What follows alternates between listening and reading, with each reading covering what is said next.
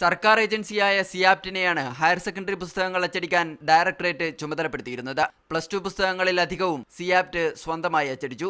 +1 പുസ്തകങ്ങൾ കൂടി അച്ചടിക്കാൻ സൗകര്യമില്ലാത്തതിനാൽ ടെൻഡർ വിളിച്ച് സ്വകാര്യ ഏജൻസിയെ ഏൽപ്പിക്കാനായിരുന്നു സിയാപ്റ്റിന്റെ നീക്കം. ടെൻഡർ പരാജയപ്പെട്ടതോടെ അച്ചടി KBPSനെ ഏൽപ്പിച്ചു. പക്ഷേ അച്ചടിക്കാനുള്ള ഉത്തരവ് നൽകുന്നതിൽ കാലതാമസമുണ്ടായി. മാർച്ചിൽ നൽകേണ്ട ഉത്തരവ് ജൂലൈ 5-നാണ് നൽകിയത്. സ്കൂളുകൾ ഇന്റന്റ് നൽകുന്നതിൽ കാലതാമസം വരുത്തിയെന്നാണ് സിയാപ്റ്റിന്റെ വിശദീകരണം. 4,33,200 പുസ്തകങ്ങൾ അച്ചടിക്കാനായിരുന്നു KBPSന് നൽകിയ നിർദ്ദേശം.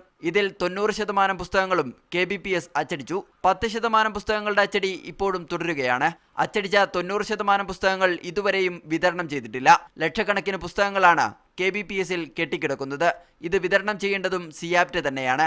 വിഷയത്തിൽ അടിയന്തരമായി ഇടപെടണമെന്ന് ഹയർ സെക്കൻഡറി ഡയറക്ടർ സർക്കാരിനോട് ആവശ്യപ്പെട്ടിട്ടുണ്ട്. ഓണപരീക്ഷയ്ക്ക് 2 ദിവസം മാത്രം ബാക്കി നിൽക്കെയാണ് സംസ്ഥാനത്തെ ഹയർ സെക്കൻഡറി വിദ്യാർത്ഥികളും പാഠപുസ്തകമില്ലാതെ വലയുന്നത്. ക്യാമറ പേഴ്സൺ അനിരുദ്ധനോടൊപ്പം PP ജസീം, മീഡിയ 1, തിരുവനന്തപുരം.